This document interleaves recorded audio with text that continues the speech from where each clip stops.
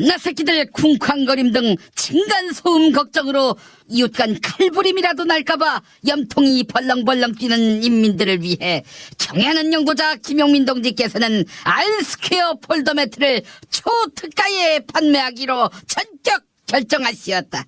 10중 압축 고밀도 폼 알스퀘어 폴더 매트만 있으면 층간소음도 해결될 뿐 아니라 라돈 침대에 미친 망동에 잠 못 이루는 인민들에게 편안하고도 폭신한 잠자리로도 활용될 수 있을 것이라며 김용민 동지께서는 마치 블랙하우스에 불이라도 난 듯 치솟는 기쁨을 감추지 못하시었다.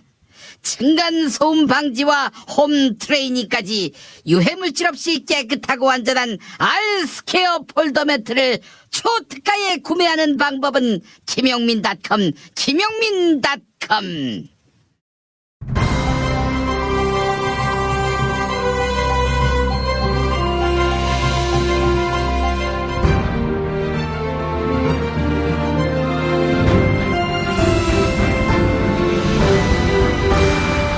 2018년 6월 8일 금요일 김용민 브리핑 2부입니다.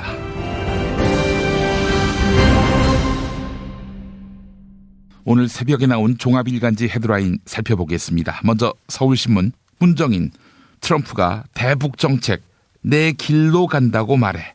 이런 제목입니다. 문정인 대통령 통일외교안보 특별보좌관은 지난 3월 한국 특사단이 조미 정상회담 논의를 위해 미국을 방문했을 때 도널드 트럼프 미국 대통령이 이전 미국 정부의 대북 정책은 참모들 이야기만 들어서 실패했다. 나는 내 길로 간다. 이렇게 말했다고 합니다. 다음은 조선일보. 김정은 제3국 비행기로 싱가포르 직행. 이렇게 제목을 달았습니다. 김정은 조선 국무위원장이 다음 주 초 조미 정상회담에 참석하는데요. 이때 경유 없이 평양에서 싱가포르로 바로 이동할 것으로 전해집니다. 이를 위해 싱가포르나 중국이 조선에 비행기를 제공하는 방안이 논의되고 있다. 이렇게 알려졌는데요. 이번엔 동아일보. 한국 유라시아 철도단체 사수 끝에 정회원됐다. 이런 제목입니다. 한국이 사수 끝에 국제철도협력기구 OSJD의 정회원이 됐습니다. 2015년 첫 가입 시도 때부터 번번이 조선이 반대했었거든요. 근데 이번에 찬성으로 돌아서면서 정회원 가입 안건이 만장일치로 의결됐습니다. 이에 따라 기차를 타고 유럽까지 갈 수 있는 이른바 유라시아 철도 연결의 꿈에 한 걸음 더 다가섰네요. 다음은 한국일보. 평생 신념 무시당했다. 분노가 일상이 된 노인. 이렇게 제목을 달았습니다. 한국일보가 이른바 앵그리 실버라 불리는 노인 세대를 주목했습니다. 태극기와 성조기를 든 노인들은 자신들이 신봉해온 이념을 지탱하기 위해 목소리를 높이고 있는데요. 한국일보는 앵그리 실버의 주장에 동의하지는 않더라도 이해하는 노력이 필요하다. 이렇게 전하고 있습니다. 이번엔 세계일보. 교육감 후보 59명 공약 분석, 무상급식은 기본, 수업료, 교복까지, 공짜 교육 경쟁. 이런 제목입니다. 세계일보가 교육감 후보 59명의 공약을 분석했는데요. 후보들 대부분은 이념 성향을 떠나 무상급식 확대를 외치고 있습니다. 아울러 수업료나 교과서 그리고 교복을 포함한 비용을 교육청이 전액 부담하겠다는 약속을 하기도 합니다. 세계일보는 비판하지만 보편적 복지가 끝내 국민의 지지를 받은 반증이네요. 옳은 정책, 처음엔 욕먹어도 끝내 선택받게 돼 있습니다. 다음은 중앙일보. 재판거래 의혹 셀프 고발하자. 이런 주장에 법원장 35명 반대. 경향신문. 박근혜 정권과 재판거래했다는 주장, 근거 없다는 법원장들. 이렇게 제목을 달았습니다. 양승태 전 대법원장 시절 법원행정처가 박근혜 정권과 재판 거래를 시도한 정황이 드러나 파문이 커지고 있는데요. 하지만 전국 법원장들은 재판 거래 의혹은 합리적인 근거가 없다. 사법부가 고발 조치를 취해선 안 된다. 이런 입장을 밝혔네요. 일선 판사들이 검찰 수사를 통한 진상규명을 촉구하고 시민들의 형사고발이 줄을 잇는 것과는 상반된 입장입니다. 이번엔 국민일보. 관련형 전자담배의 배신, 타르 최대 93배, 1급 발암물질 다량 함유, 이런 제목입니다. 보건당국의 조사 결과에 따르면 관련형 전자담배의 타르 함유량이 일반 담배보다 최대 90배 이상 높은 것으로 나타났습니다. 1급 발암물질 5 정도 검출됐습니다. 관련형 전자담배에 대한 규제 요구의 목소리가 더욱 커질 것으로 보입니다. 마지막으로 한겨레 소득 줄어든 취약층 맞춤형 대응책 짠다, 이렇게 제목을 달았습니다. 청와대와 정부가 저소득층의 소득을 끌어올리기 위한 맞춤형 대응 방안을 마련하기로 했습니다. 올해 1분기 소득 하위 20% 계층의 가구 소득이 급감한 데 따른 후속 조처입니다. 오늘의 헤드라인이었습니다. 탈모인 여러분, 샴푸 살 땐 반드시 천연 99% 이상, pH 5.5, 피부 자극 1% 미만인지 확인하세요. 2, 3일에 머리 하나 더 빠지는 걸 우습게 보지만 2, 3년이면 정수리만 1000개 차이 납니다. 그렇지만 샴푸로 머리가 나진 않으니 이미 빠진 곳은 어쩌냐고요? 뿌리 깊은 샴푸 두피 영양제가 있습니다. 보건복지부상, 에이펙 최우수 기술상, 발모 촉진 조성물 특허 99%의 효과, 식약처 인증으로 부작용 없는 유일한 모낭 영양제. 가격도 세트로 구입하시면 두피 모발, 피부 개선까지 하루 330원. 뿌리 깊은 샴푸 쇼핑몰에서 기적의 사용 후기도 검색해보세요. 1566-7871. 중고차죠? 네. 그런데 이 차 진짜 있는 거 맞죠? 정말 이 가격에 살 수 있는 거죠? 아이, 그럼요. 빨리 오시면 됩니다. 여러분 이거 다 거짓말하는 걸 아시죠? 더 이상 속지 마세요.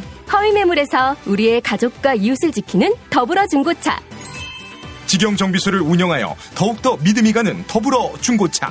카카오톡 검색창에 더불어 중고차를 검색하시거나 1661-3363, 1661-3363으로 전화주세요. 충남 금산의 넓은 인삼밭, 정성농장을 일군 농부아버지 이정열 씨. 자연은 노력한 만큼 내어준다. 그 자연의 마음을 알기에 정성농장을 더불어 일구는 아들 이성규 씨도 아버지에게 배운 것처럼 정직하고 또 성실하게. 정성농장 홍삼은 인삼 재배부터 가공 판매까지 모두 책임지고 있습니다. 그래서 대한민국 1등 품질을 자부합니다. 검색창에 정성농장 홍삼을 검색해주세요. 정성농장 홍삼. 전화문의는 010-9754-6972.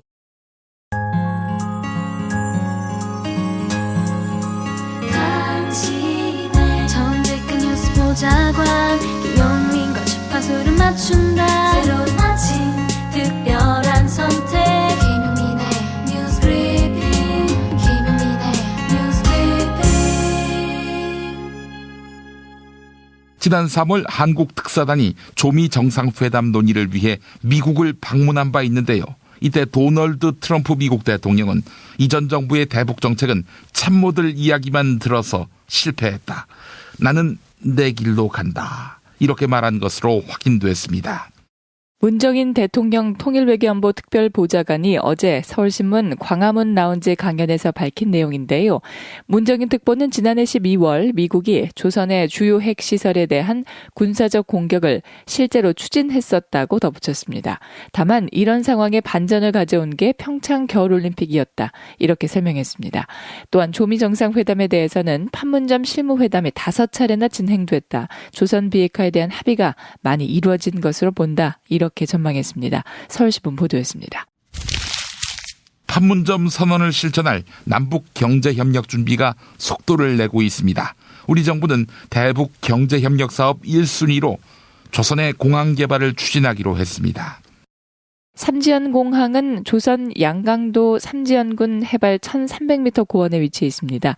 조선의 3대 공항으로 꼽히지만 최근 활주로의 노후화가 심각한 것으로 파악됩니다. 이에 국토교통부는 남북 경협사업 가운데 공항 개발을 가장 먼저 추진하겠다. 이렇게 문재인 대통령에게 보고했습니다. 국토교통부 관계자는 철도나 도로에 비해 공항 개발이 상대적으로 돈이 적게 들고 20km 떨어진 백두산 관광까지 연계할 수 있다. 단기간에 성과를 볼 수 있다고 설명했습니다. MBC 보도 전해드렸습니다.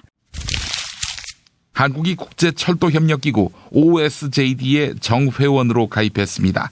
그동안 가입을 번번이 반대했던 조선이 찬성으로 돌아서면서 한국의 가입 안건이 만장일치로 의결됐습니다.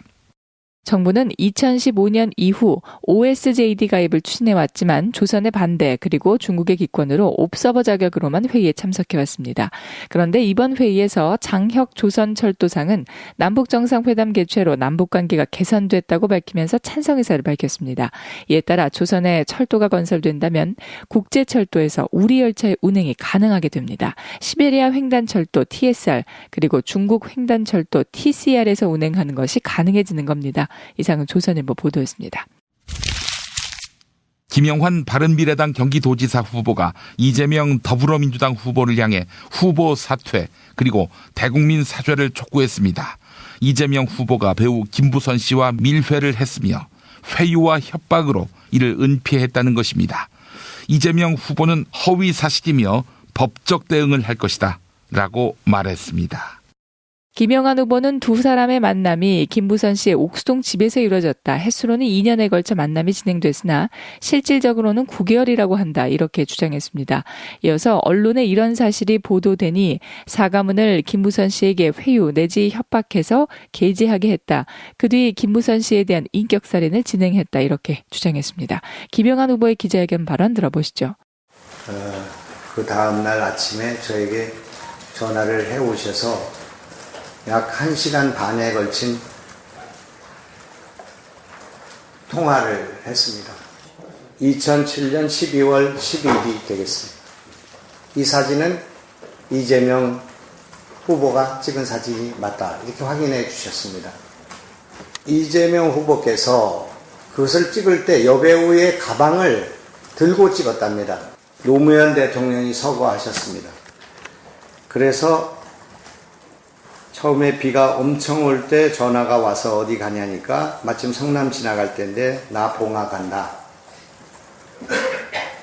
거길 비 오는데 왜 가느냐. 옥수동에서 만나자고 했던 사람 놈이에요. 그때 전화 통화 내역 보면 다 나왔죠. 봉화로 가는 사람을 옥수동 집에 가 있으라고 하고 옥수동 집에서 미래가 이루어진 것 같습니다. 그런 다음에 광화문 낙지집에서 먹고 국가인권위원회에 제 차를 파킹해 놨는데 차에서 저한테 요구했어요. 그 다음 내가 말씀 안 드리겠습니다. 이것이 성추행인지 또는 이것이 어떤 문제가 있는지에 대해서는 제가 본인이 부인하고 있기 때문에 말씀드리지 않겠습니다. 그러나 이재명 후보는 분명히 말하지만 사실이 아니다 이렇게 말하며 의혹을 즉각 반박했습니다. 집회 현장에서 몇 차례 우연히 만났고 그게 전부라는 겁니다. 이재명 후보는 김영환 후보에 대한 법적 대응을 예고했습니다. 이상은 한국일보 보도였습니다. 자유한국당 전신인 한나라당이 2006년 선거 때부터 매크로를 활용해 여론 조작에 나섰다. 이런 증언이 나왔지요. 이에 더불어민주당은 관련 의혹을 수사해달라는 고발장을 검찰에 제출했습니다. 더불어민주당은 이번 사건은 공당 조직이 매크로 프로그램을 이용해 여론 조작을 한 것이다. 민주주의에 대한 도전이자 헌법 훼손 행위다. 이렇게 질타했습니다. 특히 검찰의 신속한 수사를 촉구하면서 곧 시작될 드루킹 특검에서 이 의혹도 함께 수사하자고 했는데요. 반면 자유한국당과 바른미래당은 지방선거를 겨냥한 물타기라며 반발했습니다. 김경수 더불어민주당 경남지사 후보에게 면죄부를 주기 위한 물타기라는 겁니다. 한편 청와대가 드루킹 댓글 여론조작 사건을 수사할 특별검사로 허익범 변호사를 임명했습니다. 하지만 허익범 변호사는 뉴라이트 단체 300여 개가 연합한 나라 선진화 공작정치 분쇄 국민연합의 법률자문단에 이름을 올린 바가 있어서 우려의 목소리가 나오고 있습니다. 허익범 특별검사와 기자들의 일문일답 들어보시죠. 일각에서는 그 뉴라이트 연합단체 법률자문단에 이름 올린 것 때문에 조금 우려 목소리도 나오는데 이 부분에 대해서 좀 한 말씀 해주시는 게 좋을 것 같아서 어떻게 생각하시는지. 제가 처음 현직에서 나와서 변호사 개업할 때 변호사 개업한 직후에 제가 소속된 법무법인에서 같이 한번 일을 해보자 하는 그런 요구서가 있었고 이름만 올려달라 해서 이름을 올린 것은 사실입니다. 제가 뭐 조금 뭐 그 내용을 정확히 모르고 뭐 올려도 된다고 허락을 했지만 뭐 올린 건 사실인데, 다만 그 일에 관해서 뭐 별도로 뭐 어떤 자문 활동을 하거나 또는 뭐 어떤 그 단체에 활동을 한 것은 뭐 전혀 없습니다. 다만 그게 이제 그때 그 명단이 아마 신문지상에 한번 나온 적이 있었는데, 그게 이제 계속 이렇게 자료로 남아 있는 것 같아요. 네. 그게 아마 지금 생각해도 아마 수백 명 정도 되는 인원이었던 것 같은데, 거기에 법률 지원단의 그 변호사 내지는 그 법률가들의 그 지원단 이름이 들어가 있었습니다. 기자 소개는 한겨레 보도를 바탕으로 소개해드렸습니다. 양승태 전 대법원장 시절 법원행정처가 박근혜 정부 청와대와 재판 거래를 한 것 아니냐, 이런 의혹이 제기됐는데요. 이에 대한 후속 조치 논의를 위해 전국 법원장들이 대법원에서 긴급 간담회를 가졌습니다. 어제 법원장들은 일반 법관과 국민 그리고 언론에는 공개되지 않았던 문건들까지 열람한 것으로 확인됐습니다. 추가 공개 요구를 받고 있는 비공개 문건들을 열람한 법원장들은 문건 공개 여부를 놓고 6시간 넘게 격론을 벌였는데요. 결국 문건을 추가 공개하지 않고 관련자들에 대한 수사 역시 검찰에 의뢰하지는 않는 쪽으로 의견이 모아졌습니다. 특히 합리적인 근거 없이 재판 거래 의혹을 제기하는 것에 대해 깊이 우려한다고 밝혔습니다. 세계일보 보도 전해드렸습니다. 지난 20년 동안 우리나라 가계소득 불평등이 확대된 데는 노동시장 양극화 그리고 고령화가 주된 영향을 미쳤다, 이런 연구 결과가 나왔습니다. 특히 저소득층의 소득 감소가 심각하다는 분석이 나왔습니다. 국책연구기관인 한국보건사연구원 그리고 한국노동연구원이 가계 동향과 소비를 분석했습니다. 보고서에 따르면 지난 20년 동안 불평등이 심화됐는데요. 1996년부터 10년 동안은 근로소득 격차가, 2006년 이후 10년 동안은 고령화와 가구 구성 변화가 소득 분배를 악화시킨 주된 요인이었다, 이렇게 진단했네요. 특히 연구자들은 저소득층의 시장 소득이 감소하고 있다는 점에 주목했습니다. 2006년 이후 10년 동안 소득하위 10% 계층의 시장 소득은 연평균 3.3% 감소한 것으로 분석됐습니다. 이상 한겨레 보도였습니다. 재판에 출석한 이명박 씨가 다스 소유권 의혹을 직접 반박했습니다. 이명박 씨는 자신의 형인 이상은 다스 회장을 두고 무서운 사람이다, 이렇게 설명했습니다. 어제 이명박 전 대통령의 세 번째 공판이 진행됐습니다. 검찰은 다스의 실소유주가 이명박 전 대통령이라고 주장했는데요. 이에 이 전 대통령은 특유의 신소리로 20분 가까이 항변했습니다. 이명박 전 대통령은 격리과장, 운전기사들이 이상은 회장을 두고 다스의 원래 주인이 아닌 것 같다고 한다, 이상은 회장을 잘못 파악한 거다, 이렇게 반박했는데요. 특히 이상은 회장은 무서운 사람이에요, 이렇게 강조하며 다스 실소유주 의혹을 부인했습니다. 이상은 한겨레 보도였습니다. 김용민 파일. 댓글로 일어선 정권이 댓글로 지금 곤욕스럽게 되어가고 있습니다. 드루킹의 인터넷 여론 조작 사건 초기. 홍준표 자유한국당 대표. 우리는 매끄러 같은 거 뭐 그거 없지. 그거 절대 사용하지 말고 정당하게 SNS 활동을 통해서 과연 국민들에게 한번 물어봅시다. 나라를 정말로 통째로 이들에게 넘기고. 자유한국당은 온전한 피해자라고 주장. 매크로를 활용한 여론 조작이란 무엇일까? 송희경 자유한국당 민주당원 댓글 조작 진상조사단 소속 의원. 국민의 55%가량이 네이버의 뉴스를 보고 있습니다. 그 영향력과 집중도는 굉장히 높은 상황이지만 그중 0.9%에 해당되는 사용자만이 댓글을 달고 있고, 그중에 특별히 0.029의 아주 극소수의 인력들이 댓글을 왜곡하고 매크로라는 자동화된 시스템을 통해서 댓글의 공감순과 비호감순을 올렸다 내렸다 반복하는 일을 발생시키고 있고, 이것이 오늘 댓글 조작의 사건으로 나타난 것입니다. 단장인 김영우 의원. 매크로 자체는 불법 행위이므로 지난 대선에서 매크로 활동이 있었는지 여부를 철저하게 수사하는 것이 굉장히 중요합니다. 만약에 정말 댓글 조작 부대에 힘을 얻어서 탄생한 정권이라면은 정통성이 없는 것입니다. 정통성이 없는 것입니다. 김영우 의원 네이버 앞에 가서 네이버 부사장 출신 윤영찬 청와대 국민소통수석을 압박하는데 이 네이버의 부사장을 지낸 윤영찬 청와대 홍보수석은 지금이라도 발표해야 됩니다.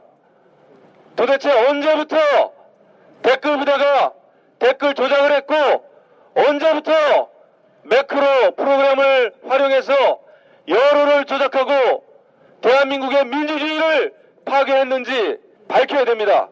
매크로 조작 언제부터 시작했냐 이렇게 묻는데 다시 들어보면 도대체 언제부터 댓글 부대가 댓글 조작을 했고 언제부터 매크로 프로그램을 활용해서 여론을 조작하고 매크로 조작을 처음 시작한 당 끝내 백일화에 드러나고 지난 2004년부터 2012년까지 한나라당의 모 의원 사무실에서 일한 직원이 한겨레 신문에 공개한 문자 메시지입니다. 2011년 한나라당 대표 경선 당시 한 후보의 캠프 상황실장에게 야간 매크로 세팅을 하겠다고 말하자 상황실장은 몇 시간 뒤 매크로를 했는지 확인합니다. 이 직원은 지난 2006년 지방선거 때부터 한나라당에서 매크로를 이용한 댓글과 공감수 조작을 지속적으로 해왔고 2007년 대선 때도 이명박 후보 캠프에서 매크로를 활용한 여론 조작을 했다고 폭로했습니다. 폭로에 따르면 이 같은 상황은 한나라당에서 새누리당으로 바뀐 이후에도 비슷했습니다. 2014년 지방선거 당시 새누리당 중앙선대위 SNS 소통본부 상황실에서 일한 또 다른 관계자는 새누리당이 매크로를 사용해 상대 후보를 비방하는 가짜뉴스를 확산시켰다고 밝혔습니다. 지시가 떨어지면은 그쪽 작업을 하는 팀에서 프로그램을 돌려가지고 RT 횟수가 수백 회에서 거의 한 1000회 가깝게 프로그램에 의해서 돌아갔습니다. 트루킹 사건이 터졌을 때 기세등등했던 자유한국당.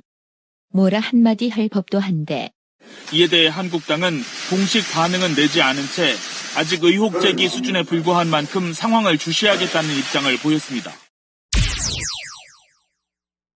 다이어트는 결국 먹는 게 문제다! 문제긴 하지. 매끼 식단 챙기기도 번거롭고 빼도 금세 다시 찌고. 아직도 몰라? 비타샵 다이어트를 해봐. 안 그래도 궁금했는데 어떻게 뺀 거야? 몇 개월 한 거야? 몸에는 안 나빠? 물어 뭐래. 비타샵 가봐. 같이 해. 1522-6648 혹은 비타샵을 검색해주세요. 도보다리 정상회담 시간에 새싹당 콩차를 한 잔씩 드셨다면 얼마나 좋았을까. 평양냉면 후식으로 새싹당 콩차를 먹었으면 얼마나 좋았을까. 대한민국 평화를 응원합니다. 개가 짖어도 열차는 달리듯 살아생전 열차 타고 유럽여행 한번 다녀오고 싶습니다. 그렇게 좋은 시절 올 때까지 건강해야 합니다. 그때까지 함께 합시다. 시원하게 드시면 더욱 좋은 내 몸에 적폐청산 새싹당 콩차. 전창걸몰닷컴 전화문의 070-8635-1288.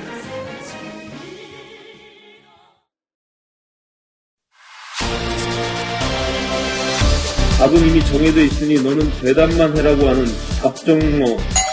아닌데. 답은 정치인데 너만 몰라. 이건데.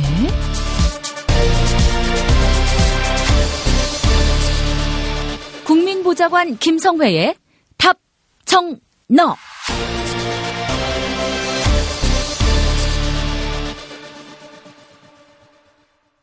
탈모는 막아주고 빠진 머리는 다시 나게 합니다. 18,000원짜리 뿌리 깊은 샴푸 두피 영양제. 네, 돈 많이 들고 효과 없다. 그래서 포기하신 분들 딱 한 달만 뿌려보시기 바랍니다. 효과가 없으면 환불한다고 합니다. 18,000원짜리 뿌리 깊은 샴푸 두피 영양제 1566-7871 1566-7871. 네, 김용민 브리핑을 통해서 신청한다고 하시면 잘해주실 겁니다. 1566-7871 1566-7871. 네, 이제 답정너로 이어갑니다. 더불어민주당 손혜원 의원실 김성회 보좌관 만나겠습니다. 김 보좌관님. 네, 안녕하세요. 예, 여론 조작을 통해서 대통령이 됐다면은 그 정권은 정통성이 없는 것이다. 김영우 자유한국당 의원이 예전에 드루킹 댓글 조작 사건 당시에 했던 얘기입니다. 남 얘기가 아니게 됐군요. 네, 그렇습니다. 게다가 사실 어떤 후보의 당선을 위해서 개인 지지자가 매크로를 돌린다든지 이런 것을 막을 방법은 없지 않습니까? 우리가 하는지 안 하는지를 모른다면. 그런데 공당의 공조직 혹은 대선 캠프가 매크로를 돌렸다라고 하면 이건 완전히 달라진 얘기인 거죠.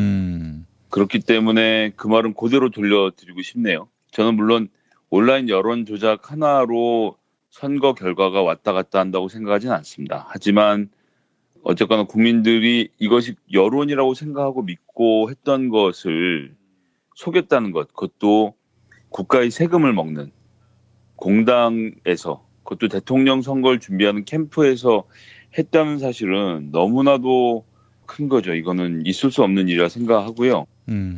지금 이제 박철환 당시 디지털 상황실장이 증언을 한 거 아닙니까? 2012년 대선 때도 박근혜 캠프에서 매크로로 여론 조작을 했다라는 폭로가 나와 있는 상태이기 때문에 이건 해명을 해야죠. 이걸 해명하지 않고 넘어갈 수는 없는 상태라고 보고요. 새누리당 선거대책위원회 디지털 종합 상황실장, 이 김현정 뉴스쇼에 나와서 얘기한 거 아닙니까? 예. 이런 정도라고 하면 이제 관련자들에 대한 수사가 전 이루어져야 한다고 보고요. 이에 대해서 책임도 분명히 지어야 된다고 생각합니다. 그리고 그 김영우 의원이 그런 말도 했습니다. 이 매크로 여론 조작은 누가 먼저 한 것이냐. 자백을 하셨군요. 제가 거기까지는 몰랐습니다, 지금. 그 자유한국당 이제 와서 실태가 파악되지 않았다고 위아무야 넘어가려고 하는 모양인데, 이렇게는 안 되죠. 이건 뭐 드루킹 이상의 중대한 범죄가 있다고 보고요. 네. 뭐 특검 실시까지 말을 하지도 않겠습니다. 일단 실정법 위반이 이상 검찰에서 이 문제는 좀 냉정하게 짚어봐야 한다고 보고요. 게다가 박 전 상황실장의 주장에 따르면 이정현 의원이 많은 걸 알고 있다. 당시 공보단장이었기 때문에. 하지만 뭐 이 의원은 본인은 부인하고 있는 상태고, 또 태블릿 PC로 유명했던 김한수 전 행정관을 포함해서 불법적인 온라인 선거운동을 했던 사람들 중 상당수가 4-5명이 청와대 홍보수석실로 옮겼다는 거 아닙니까? 그러면 대선 이후에도 계속되는 작업을 했다라는 것이 저희가 정확적으로 충분히 알 수 있는데 이미 어떤 사람인지 특정이 되는 만큼 반드시 이 부분에 대해서는 정확하게 내용을 좀 살펴봐야 할 것이라고 보고요. 여기에서 지금 이제 제일 빵 터지는 정치권 반응은 전 바른미래당이라고 봅니다. 권성주 대변인이 정부 여당은 한나라당부터 댓글 조작을 했으니 우리는 죄가 없다고 말하고 싶을지 모르나 국민은 도끼인 객긴이라고 하면서 과거 한나라당의 조작 의혹이든 지난 대선의 민주당 조작이든 경찰과 특검의 성역 없는 조사를 통해 민주주의와 정의가 살아있음이 증명되길 바란다라고 말했는데요. 바른미래당의 전신이 바로 한나라당이죠. 한나라당 출신 의원들이 이 유태이탈 화법으로 이런 식으로 당의 이름을 걸고 지금 얘기할 때입니까? 그 정말로 자유한국당이 아니라고 생각하고 이 문제가 심각하다고 생각한다면 자유한국당이 해당 행위 때문에 얘기를 못한다면 우리 바른미래당에 있는 자유한국당 출신 의원들부터 먼저 대선 때 어떤 일에 관여했었고 어떻게 했었는지를 좀 나와서 정말 자기가 고백을 한다면 제가 이 대변인의 성명에 약간의 진정성이 있다고 생각을 하겠습니다. 사실 또 들여다보면 말이죠. 더불어민주당이 먼저 매크로 여론 조작을 고발했던 거 아니겠어요? 그런데 잡아놓고 보니까 드루킹이고 드루킹은 또 민주당원이었고 지난 대선 때 문재인 대통령을 도왔던 사람이란 말이죠. 그렇다면은 사실 민주당 차원에서는 이런 매크로 여론 조작이 있을 거라는 생각을 전혀 못하고 고발한 거 아니겠어요? 만약에 같은 편이라는 인식이 있었으면 왜 이런 또라이 짓을 하겠습니까? 매크로 자체를 몰랐기 때문에 드루킹처럼 초보자가 들어와서 막 설치고 다니고 이럴 때도 그게 뭔가 이렇게 하고 넘어갔기 때문에 그 정도 했던 거죠. 저희가 뭐 다시 한번 돌이켜봐도 저 역시도 캠프에서 일했던 사람 중에 하나로서 말씀드리자면 오만하게 말씀드리는 것은 아니지만 당시 선거 분위기는 굉장히 저희 쪽에 우호적이었고 안철수나 홍준표 대표한테 질 거라고 생각하는 캠프의 구성원은 아무도 없었거든요. 그렇기 때문에 모든 선거의 초점은 깨끗하고 공명정대하게 잘 치러서 어떠한 이야기도 안 나오게 하자. 어떠한 책도 잡히지 말자라고 그렇게 했던 건데 그런 상황에서 매크로가 뭐고 캠프에서 이런 논의가 있었다면 당연히 뭐 고발을 조치한다든지 지금 말씀하신 대로 그런 건 있을 수 없는 일이라고 보고요. 예. 반면에 박근혜 캠프와 자유한국당은 이것을 너무나 잘 알고 있었기 때문에 네. 지금 이렇게 대응을 한 것이 아닌가. 그런데 어쨌거나 이제 다 드러난 마당이고 경찰과 검찰은 이 문제에 대해서 엄중하게 생각하고 자세하게 조사를 꼭 해서 사실관계를 밝혀야 한다고 봅니다. 예. 지금 뭐 여러 군데서 확인되고 있지만 당시에 관련되어 있던 기사들에서 댓글들이 마구 사라지고 있다는 거 아닙니까? 조작한 자들은 알고 있다는 거죠. 마구 사라지고 있다는 것은 뭔가 캥기기 때문에 지금이라도 증거를 삭제하고 있는 것인데 이 증거를 삭제하는 정황 역시도 위중하다. 저는 이렇게 생각을 하고 있고요. 이 문제에 대해서 반드시 책임을 좀 묻고 어떤 사람이 이런 일을 저질렀는지 게다가 특정 인물들이 다 나와 있는 마당이기 때문에 반드시 범인을 잡아내야 한다라는 말씀드리겠습니다. 알겠습니다. 사실 자유한국당 같은 경우 당 차원에서 이런 일을 했었고요. 사실은 이정현 홍보수석이 그 매크로 조작했던 사람들을 다 데리고 들어갔다는 정황이 드러난 거 아니에요? 여기는 일종의 어떤 미수에 그친 것이고 그리고 미수라고 할 것도 없는 것이 김경수 의원이 뭐 이 사람들에게 뭐 이래라 저래라 지시했다든지 뭐 그 조직의 총책이라고 말할 수 있는 여지도 없는 거 아니에요. 자기들이 뭐 말 그대로 우리가 이만큼 노력했으니까 우리 도와줘야 되는 거 아니냐. 이렇게 해서 뭐 자가 발전한 측면이 있는데 근데 저쪽은 아예 뭐 청와대로 데리고 들어간 거 아니에요? 논공행상을 한 것이고. 예, 그렇습니다. 이 사건이 불거진 지가 언제입니까? 김경수 후보에 대해서 그 이후로 뭐 제대로 더 나온 게 있습니까? 없다는 것은 모두가 다 잘 아는 사실이기 때문에 그 부분에 대해서는 뭐 특검에서 조사하려면 어제 특검도 임명이 됐으니까 조사하려면 조사하라고 두면 된다라고 보고요. 제가 여러 차례 말씀드렸지만 지방선거에 어떠한 영향도 못 미치고 있다는 것 제가 지금 실증적으로 확인된다는 점을 다시 한번 말씀드리겠고요. 예. 그리고 사실은 뭐 네이버 한 회사의 책임을 지우려고 드리는 말씀은 아닙니다만 어쨌든 뉴스 시장을 확보를 하면서 네이버의 독점이 큰 문제고 게다가 네이버의 여론 조작을 하는 것이 손쉽다는 것이 또 다른 문제입니다. 그래서 지금 이런 자들이 여러 가지 매크로라든지 매크로 폼에서 여러 가지 기술들을 동원해서 검색 순위를 조작하고 실시간 검색어를 조작하고 연관 검색어를 조작해온 정황들이 계속 드러나고 있지 않습니까? 그런데 여기서 꼭 좀 자세하게 한번 보셨으면 좋겠는 게 네이버가 기술이 없는 것이 아닙니다. 그 무슨 얘기냐면요. 네이버에서 제일 중요한 수익은 광고입니다. 근데 광고에는 저희가 어뷰징이라고 부르죠. 광고에도 매크로를 짜서 특정 광고를 계속 누르게 만들 수 있는 장치를 할 수 있거든요. 그러면 아무도 보는 사람은 없는데 광고비가 지출되는 이 기이한 현상이 나타날 수가 있습니다. 그래서 이런 것들을 막는 기술들은 많이 개발이 되어 있습니다. 무슨 얘기냐 하면 부정 클릭으로 인해서 광고가 마구 되고 광고비가 집행이 되면 광고주가 네이버에 광고를 내겠습니까? 당연히 내지 않거든요. 다른 데로 가겠죠. 너희들한테 100클릭하라 그래서 10,000원을 줬는데 실제로 보니까 사람이 드는 건 2번이고 98번이 컴퓨터더라. 이렇게 되면 어떤 사람이 네이버에 광고를 하겠습니까? 그렇기 때문에 그런 부정 클릭이나 매크로 클릭을 방지하는 기술로 네이버가 광고는 철저하게 틀어막고 있어요. 근데 그런 만큼 댓글을 못 막고 있는 것이 하나의 문제이고요.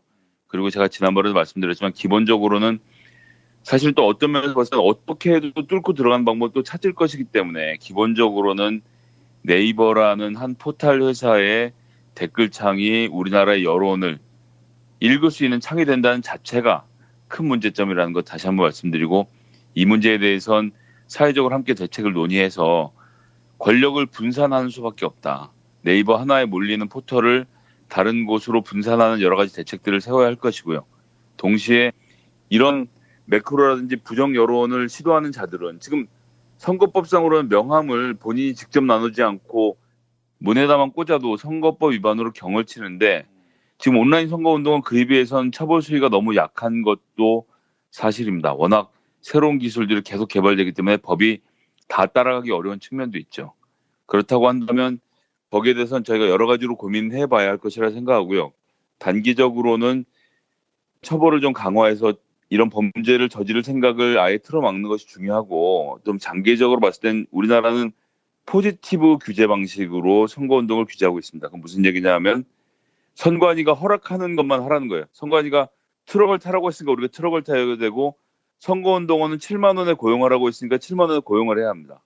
그리고 기간은 정해진 대로만 해야 하고 기간이 아닌데 정치에 관심이 있는 시민이 출마를 할 생각을 하고 자기의 이름을 알리고 다니는 행위조차도 불법으로 가로막아서 선거관리위원회가 아니라 선거를 방지위원회라고 해도 과언이 아니거든요. 근데 외국의 대부분의 나라들은 네거티브로 합니다. 그래서 하지 말아야 될 것들의 카테고리만 정하고 그 외의 것들은 다 풀어주는 방식인데 물론 여러 가지 일장일단이 있습니다. 하지만 지금 방식처럼 선관위가 모든 것을 쥐고 그들이 이렇게 하면 이렇고 저렇게 하면 저렇고라는 방식은 전 이거 국민들의 여론을 막는 일이라고 생각하고요.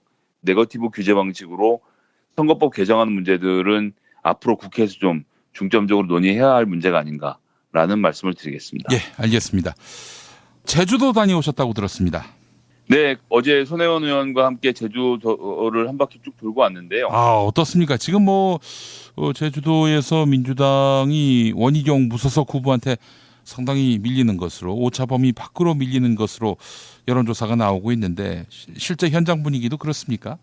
현장 분위기는 매우 뜨겁고 좋았고요. 만나는 사람들마다 굉장히 반갑게 맞아주셨고 또 운동원들의 기세도 굉장히 좋았습니다. 예. 저는 그래서 아직 희망이 남아있다고 생각하고요. 또 어제 경선을 함께 뛰었던 김우남 삼선 의원이죠. 제주도에 아주 잔뼈가 굵고 김우남 위원장의 한마디로 제주도 민심의 5%가 왔다 갔다 한다는 말이 나올 정도로 굉장히 탄탄한 자기 기반을 갖고 있는 정치인인데요. 어제 처음으로 문대림 후보의 손을 잡고 시장을 같이 돌면서 유세에 본격적으로 나섰습니다. 전 이런 움직임들을 굉장히 긍정적으로 보고요. 앞으로 남은 기간 동안 충분히 뒤집을 수 있다라고 봅니다. 아직 격차가 좀 있기 때문에 따라잡는 것이 바쁘긴 한데요. 특히나 원희룡 지사는 민주당에도 입당할 수 있다는 식으로 계속 말을 이래저래 흘리면서 어떻게든 도지사직을 다시 차지하려는 것 외에는 관심이 없고 이 사람은 자기를 큰 정치인으로 키워달라고 선거운동을 하는 거 아닙니까? 그리고 지역에서 만난 민심들이 하는 말도 다 똑같았던 것이 도지사로 뽑아지면 중앙정치에만 관심 갖고 도통 제주도 사람들은 만나려고도 하지 않는다라는 불만들을 많이 갖고 계시더라고요. 그래서 저희가 이 시민단체를 얘기하는 게 아닙니다. 제주도에서 기업을 하시는 분들이 연합을 만들어서 미팅을 신청을 해도 되질 않아갖고 제주 기업인들의 모임이 결국은 참을 수가 없어서 몇 달을 기다리다가 도청 앞에 가서 도지사가 차에서 출근길에 내리는 걸 붙잡아서 2분 동안 얘기한 게 최근에 한 대화에 다다라는 그런 울분을 토하시는 분들 봤는데요. 예.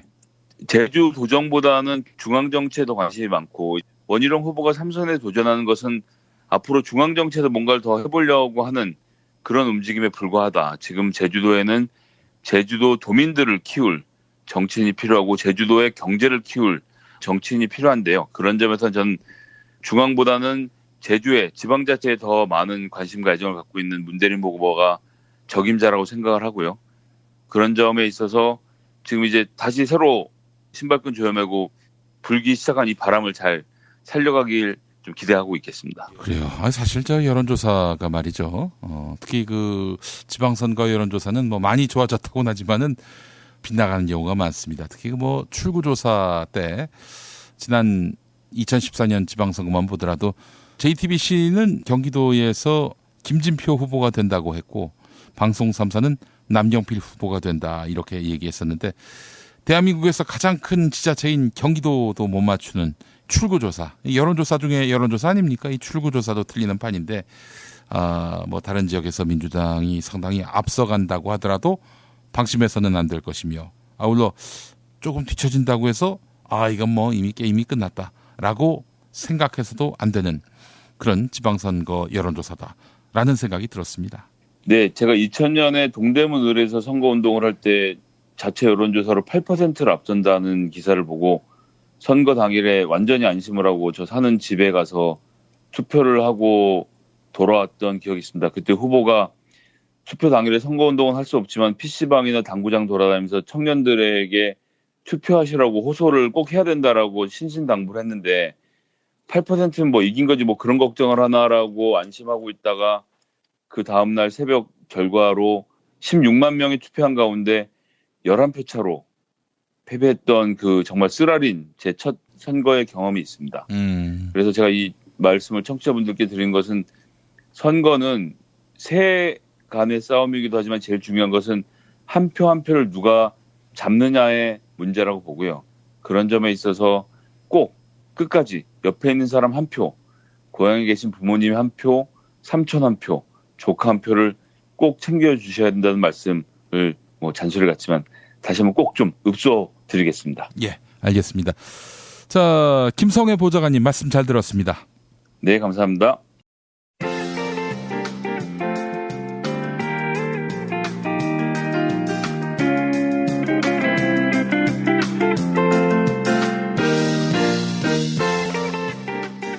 여러분 안녕하십니까? 지금부터 전국 17개 시도교육청과 무관한 2018학년도 뉴스 듣기 능력평가를 시작하겠습니다.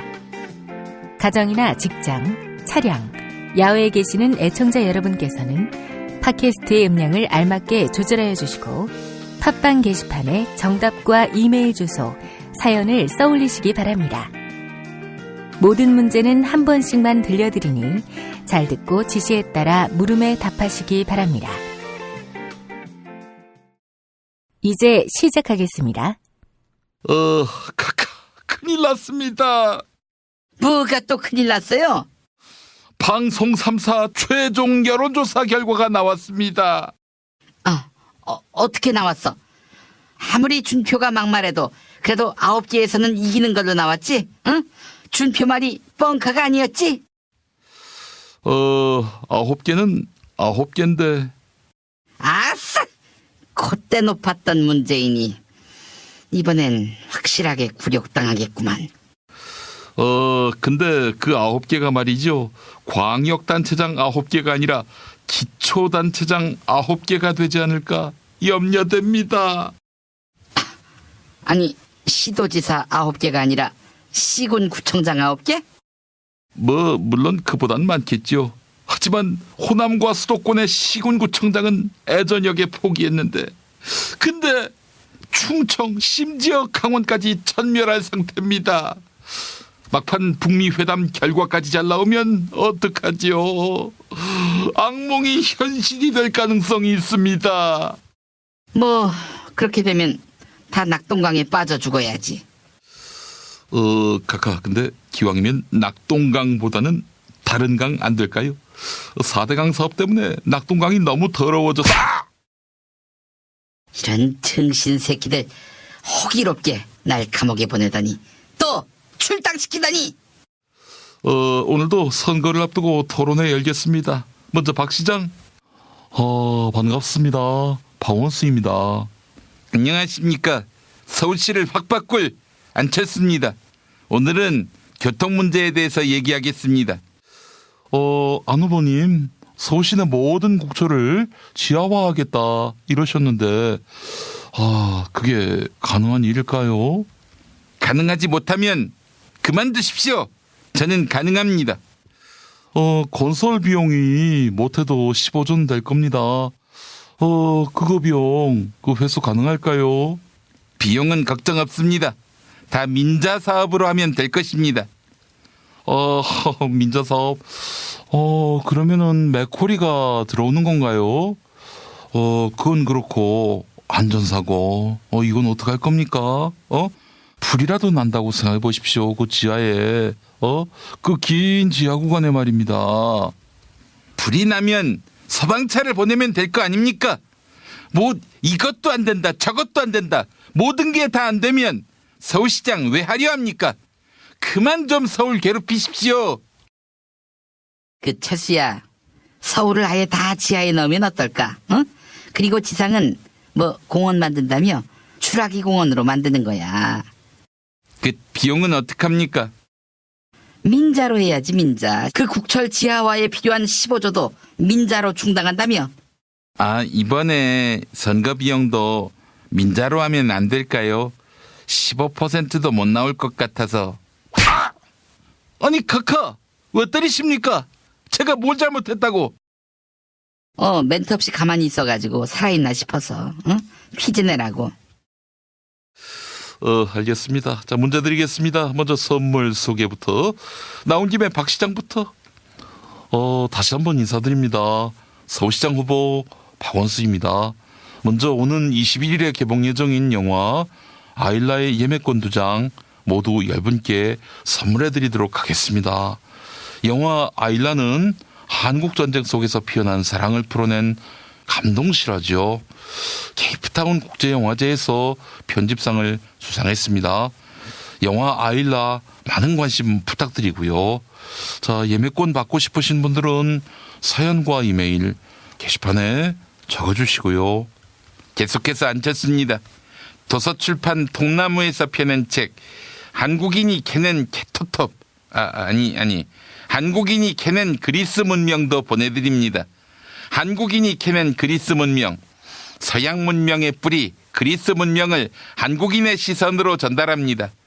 그리스 여행 준비하는 분들에게 최고의 준비물이 될 도서 한국인이 캐낸 그리스 문명 많은 관심 바라겠습니다. 회창이 형님. 안녕하십니까, 이회창입니다.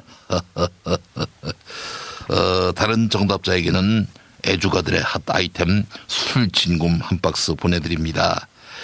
검색창에서 술진굼 입력해 주시기 바랍니다. 그리고 금요일 정답자 가운데 한 분께 남도 먹거리에서 협찬하는 식품 꾸러미 상품 보내드립니다. 인터넷 주소창에 남도먹거리.kr 입력해 주세요. 그리고 금요일 정답자 가운데 다른 한 분께는 골반 보정 속옷 바디로직 리포머 팬츠 선물해드립니다. 포털 사이트에서 바디로직 검색해 주시기 바랍니다. 다음 김종인 대표. 그 금요일 정답자 가운데 다른 한 분께는 머문 빌리지 이용권을 격주로 보내드리도록 할게요. 총 3,000평의 대지에다가 건물 2동을 오직 한 팀에게만 서비스하도록 만들었는데 포털 사이트에서 머문 빌리지 찾아주시면 된다고 봐요. 그리고 클로징에서 사연이 소개된 분에게는 올인원 향수비누 헤이브로 올인원 파워바 선물해 드리는데요. 머리끝에서 발끝까지 비누 하나로 검색창에서 헤이브로를 검색해 주시면 된다고 봐요. 이 선물 속에 추워도 뻥이 없다고 보는 거지. 문제 드리겠습니다. 오늘도 불볕더위가 계속되겠습니다. 영동과 영남으로는 폭염특보도 지속될 예정인데요. 폭염 관련한 특보 중에서 폭염경보, 이게 가장 높은 수위지요. 폭염경보는 일 최고 기온이 이 기온인 상태가 이틀 이상 지속될 것으로 예상될 때 내립니다. 이 기온이 몇 도인지 아십니까? 알지. 1번 31도 2번 32도 3번 33도 4번 34도 5번 35도.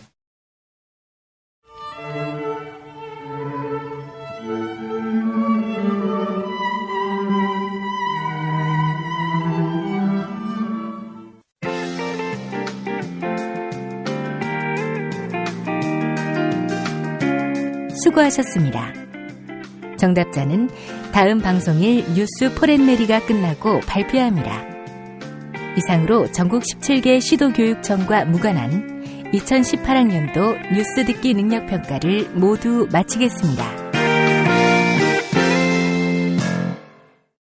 생활인을 위한 꿀팁. 집 두 채에 월 10,000원 화재보험 카페. 화재 배상, 심지어 도난 피해까지. 여기에 더해 가전제품 고장 수리비까지. 연중 무휴라 언제든 02849-9730. 아이고 무릎이야. 무릎펜 몰라? 무릎펜? 무릎펜이라고 이번에 새로 나온 무릎관절 보호대야. 네이버에서 무릎펜을 검색해봐. 상담은 010-2255-4489. 최 과장을 찾아주세요. 허리가 아파요. 아랫배가 나와요. 골반이 바로 서야 건강도 아름다움도 바로 섭니다. 바디로직을 입으세요. 토크밴드의 입체적인 탄력이 틀어진 골반을 바로잡습니다. 간편하고 확실한 골반 교정 타이즈 바디로직. 어렵사리 화장실에 마주하고 보니 왜 학문에 그렇게 힘을 주었나? 힘을 주었다 하면 안 되겠구나, 야. 스르륵 나왔다 해야지. 미궁 장사랑에서 만나보시라요. 판촉물이나 단체 선물이 필요할 때 이왕이면 우리 편 회사 네피아를 찾아주세요. 인터넷 검색창에 네피아를 치시거나 032-519-4800으로 전화주시면 친절하게 상담해드립니다. 그런데 상품은 뭔가요? 네피아를 가서 고르세요. 3만 가지가 넘는 물품이 있어요.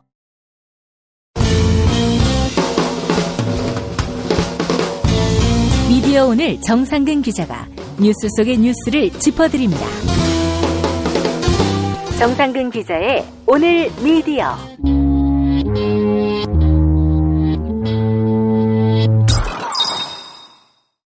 정상근 기자 나와 계시죠?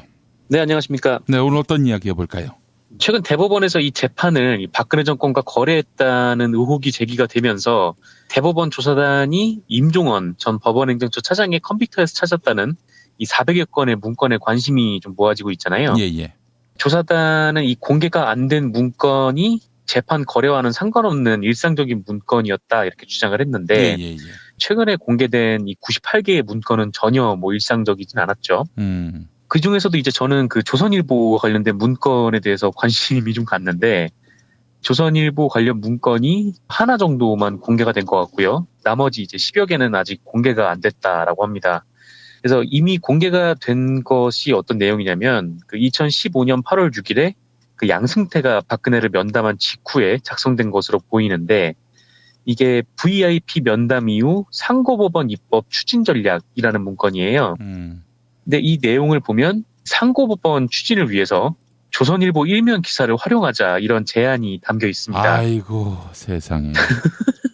네, 좀 어이가 없죠. 이 양승태 사법부가 조선일보에 제보하자 이런 것도 아니고 활용하자 이런 얘기여가지고 그래서 와 대체 이 양승태와 조선일보가 대체 무슨 사이길래 이런 글을 법원행정처가 작성을 할 수 있나 저는 의문이 좀 돌았는데 이게 같은 업계라서 그런지 이 부분에 언론들이 잘 집중을 하지 않는 것 같더라고요. 그래서 물론 이 문건 내용 자체를 보도한 곳은 많은데 초점이 양승태만 집중이 돼 있는 것 같아요. 그래서 조선일보는 좀 뒤로 빠져 있는 듯한 그런 좀 느낌을 받았는데 보도도 제대로 안 하죠.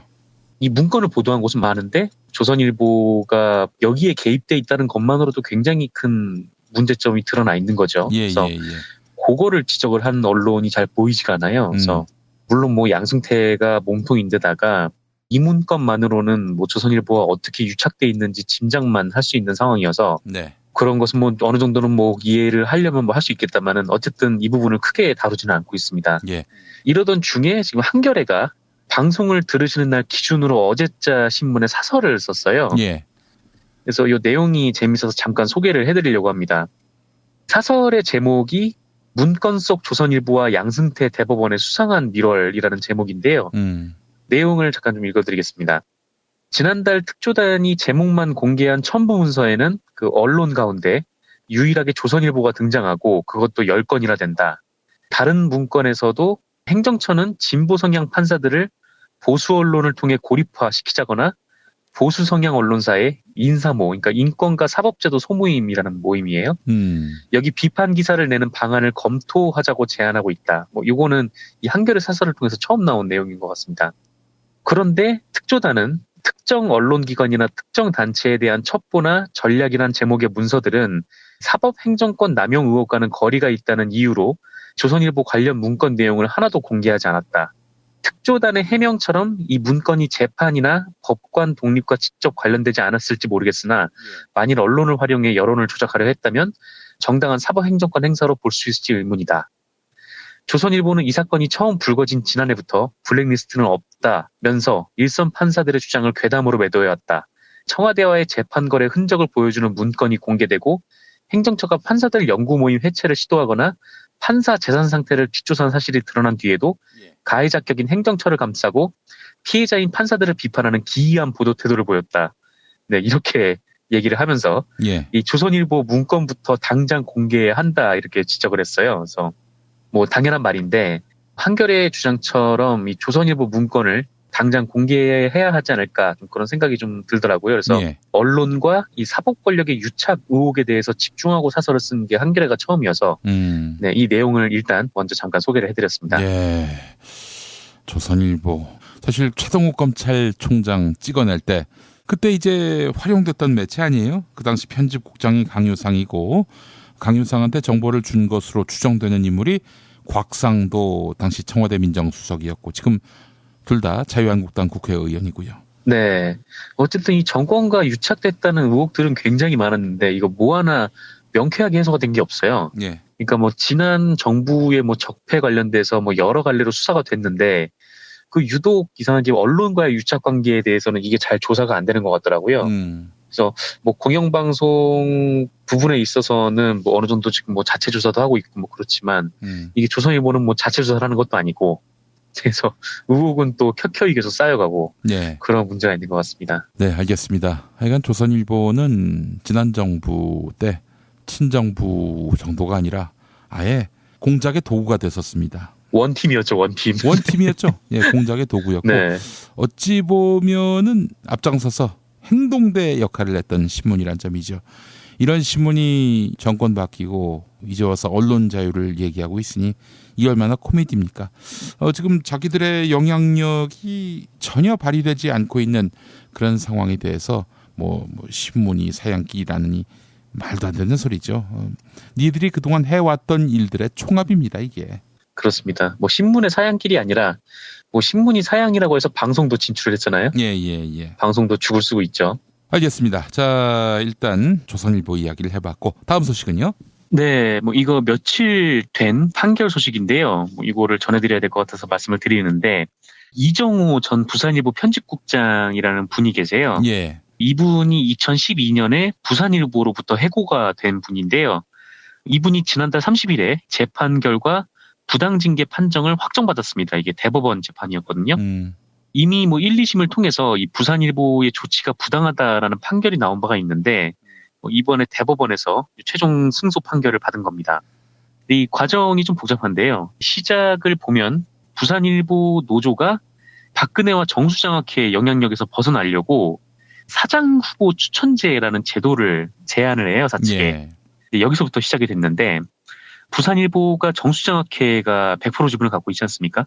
근데 사장을 임명을 하려면은 후보 추천을 하고 뭐 민주적 절차를 거쳐서 해야 된다라고 노조가 주장을 했던 것이죠. 물론 이제 부산일보 측은 이를 무시를 했고요. 오히려 이제 노조에 사장 후보 추천제를 계속 추진하면 엄정 대응하겠다 이런 경고를 했었어요. 그게 2011년이었고요. 그 와중에 이제 당시의 편집국장이었던 이정호 전 국장이 2011년 11월 18일자에 그러니까 부산일보 1면에 부산일보 노조 정수재단 사회환원 촉구라는 기사를 실어버렸습니다. 그리고 2면에도 정수재단 사회환원 촉구 배경 전망이라는 기사를 실었어요. 그러니까 부산일보 지면에 부산일보 대주주인 정수장학회를 까는 기사를 실은 거예요. 상당히 좀 파격적인 일이고 뭐 이례적인 일이라고 평가를 받았었는데 편집국장이 뒷일이 어떻게 될지 뻔히 보이는 일을 감내하고 저지른 거죠. 그래서 결국 뻔히 이제 예상되는 일은 그대로 또 이루어졌습니다. 그래서 부산일보 사측이 이 사건 때문에 열이 받았고 이호진 노조위원장 그리고 이정호 편집국장에 대한 징계 소집을 통보를 해요. 그리고 11월 28일에 이호진 노조위원장을 해고를 했습니다. 그런데 이거를 또 이정호 편집국장이 11월 30일자 1면에 넣으려고 했어요. 그러자 이제 당시 이제 김종열 사장이 이 신문을 발행을 하지 않고 부산일보 홈페이지도 폐쇄를 해버렸습니다. 그리고 바로 이제 징계를 열어서 이정호 편집국장을 대기 발령시켜버려요. 그러니까 편집국장에서 자른 거죠. 이렇게 이정호 국장이 잘려서 이게 2012년 부산일보 투쟁으로 이어집니다. 그래서 여기에 뭐 정말 많은 시민단체들도 힘을 보탰고 뭐 그랬는데 안타깝게도 2012년 총선에서 이 새누리당이 승리를 해버려가지고 그 여기에 힘을 받은 사측이 이정호 편집국장을 재징계를 하게 됩니다.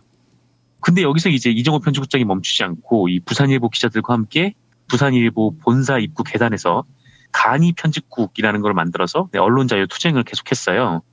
그러다가 이제 2012년 10월 19일에 그 이정호 국장은 사측으로부터 해고 통보를 받았고요. 그러니까 6개월 동안 보직 없이 대기 발령을 하다가 해고가 결국 이루어졌죠. 예. 그리고 나서 이정호 국장이 법적 투쟁을 시작을 했는데 2013년에 1심 그리고 2014년에 2심이 있었거든요. 여기서 이제 징계무효 처분을 받았고 다시 이제 부산일보에 복직을 해서 독자서비스국에서 일종의 이제 임시직으로 다시 이제 회사로 들어갔습니다. 이제 편집국은 아니고 독자들 전화 받고 이제 그런 부서로 들어갔어요. 그리고 이제 회사를 그만두셔서 김해뉴스에서 지금 선임 기자로 재직을 하고 계세요. 네, 그래서 결국 이제 본인이 그만뒀기 때문에 이게 뭐 해고 무효는 아니고 이제 징계 무효라는 판결이 나온 것 같습니다. 예.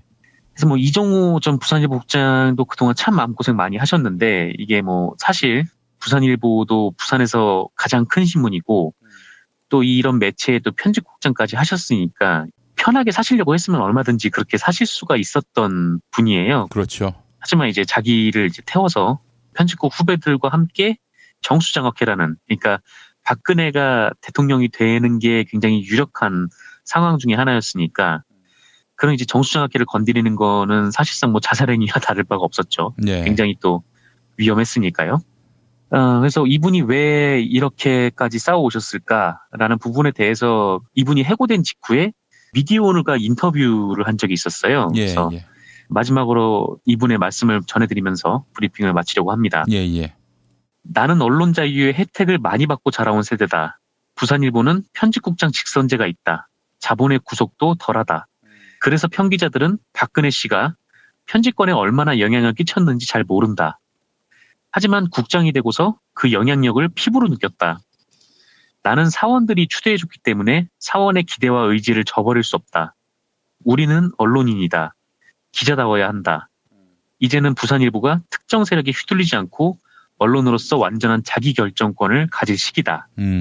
네, 이런 얘기를 남기셨습니다. 그래서 지금 부산일보 기자들이 아마 뭐 이런 투쟁에 많은 이제 혜택을 받아서 자유롭게 이제 기사도 쓰고 또 지금 부산일보가 뭐 사장의 와이프가 자유한국당 후보로 나갔음에도 불구하고 여기에 이제 맞서 싸울 수 있는 것도 이렇게 좀 싸워왔던 역사가 있기 때문이 아닌가 그런 생각도 들었습니다. 예, 그렇습니다. 부산일보 한수이남에서 가장 큰 신문이기도 하고요. MBC의 모태기도 합니다. 부산일보가 김지태 씨가 소유했을 때 부산 MBC로 시작한 것이 바로 MBC인데 자 이제 부산일보가 강탈돼서 지금 정수장학회가 지분 100%인 그런 신문이 된 거 아니겠습니까?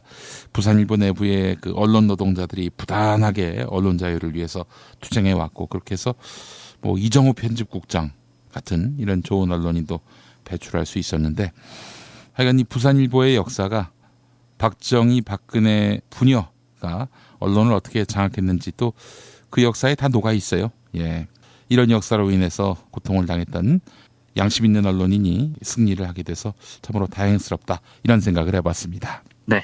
자, 정상근 기자님 수고하셨습니다. 네, 감사합니다.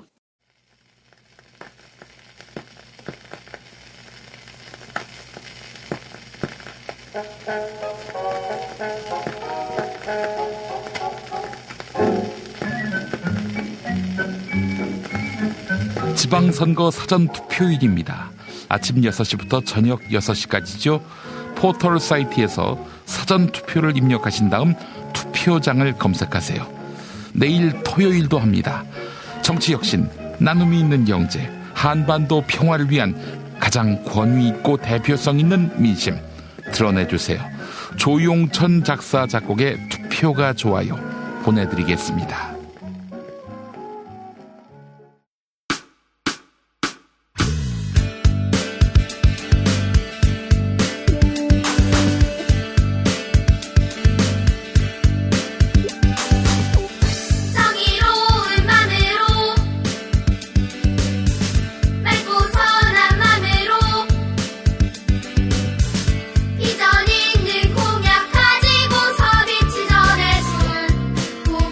있어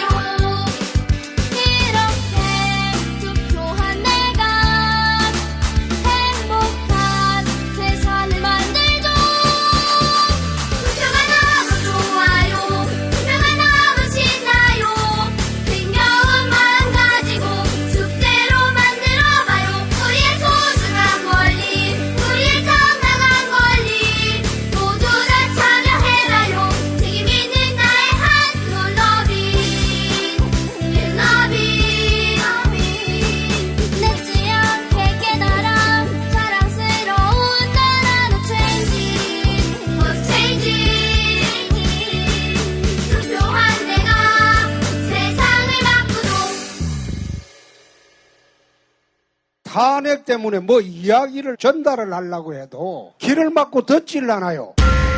회족 수준으로 쪼그라든 한국 보수. 회생의 길은 과연 있을까?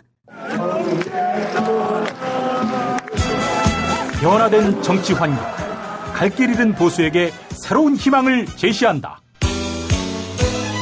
애국보수의 화려한 부활과 집권을 위한 본격 가이드, 김용민의 신간, 보수를 지켜라.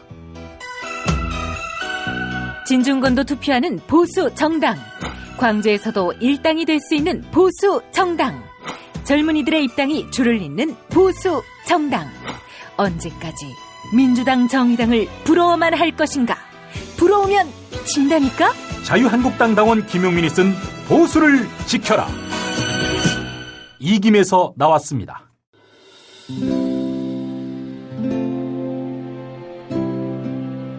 그러니까 목사님은 우리 남북 관계에 있어서도 큰 정기를 마련해 주셨습니다. 늦봄 문익환 목사 탄생 100주년. 민주화와 통일운동을 위해 11년 4개월간 옥고를 마다하지 않은 행동하는 양심. 오늘 우리가 누리고 있는 이 민주주의 또 문익환 목사님 덕분이 아주 큽니다. 그가 24년 동안 살았던 서울 강북구 인수봉로 통일의 집이 6월 1일 문익환 통일의 집 박물관으로 거듭납니다. 사람들이 이렇게 항상 북적북적 이렇게 했던 공간이라 아버지한테만 아니라 우리 모두들한테 굉장히 큰 의미가 있는 통일의 역사를 기억하며 통일의 길을 모색하는 문익환 통일의 집 박물관 기념사업 추진위원으로 함께해 주시겠습니까? 이건 단지 어떤 유가족들의 유산이 아니라 우리 시대가 가지고 있는 유산이기 때문에 자세한 안내는 포털 사이트에서 문익환 통일의 집을 입력해 주세요.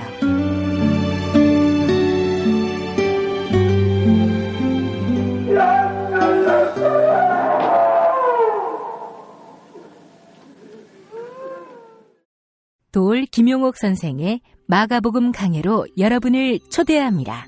이 마가복음이라는 게 대단히 중요합니다. 왜냐하면 복음서의 원형이기 때문에. 원형. 매주 일요일 아침 11시 서울 서대문구 충정로 20 서울 지하철 충정로역 9번 출구 앞에 있는 벙커원에서 도울과 만나세요. 율법을 믿으시겠다고? 신약이 율법의 완성이라고? 얼어빠질 그따구 기독교 내 입 앞에서 제발 입도 뻥끗 터지지 말아요. 그런 소리들은. 벙커원 교회 일요일 예배를 겸하는 이 자리. 도울이 진리와 생명이었던 예수를 원형 그대로 복원합니다.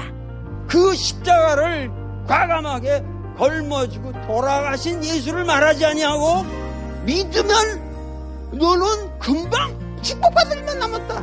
이게 한국 목사들 99%의 거짓말 설교예요. 도울의 마가복음 설교는 따로 녹화 녹음되지 않으며 현장에서만 만나실 수 있습니다.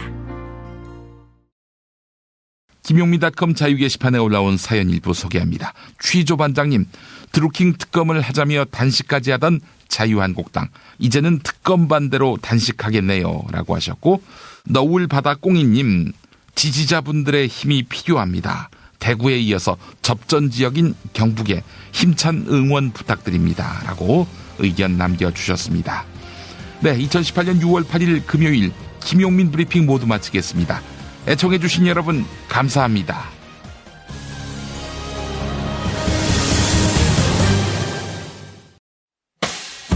김용민 브리핑과 함께한 시간 어떠셨어요? 다음 시간에도 보다 바르고 알차며 즐거운 정보로 여러분을 찾아가겠습니다. 팟캐스트 포털 팟빵에서 다운로드하기, 구독하기, 별점 주기, 댓글 달기로 응원해주세요. 잊지 마세요. 다운로드하기, 구독하기, 별점 주기, 댓글 달기.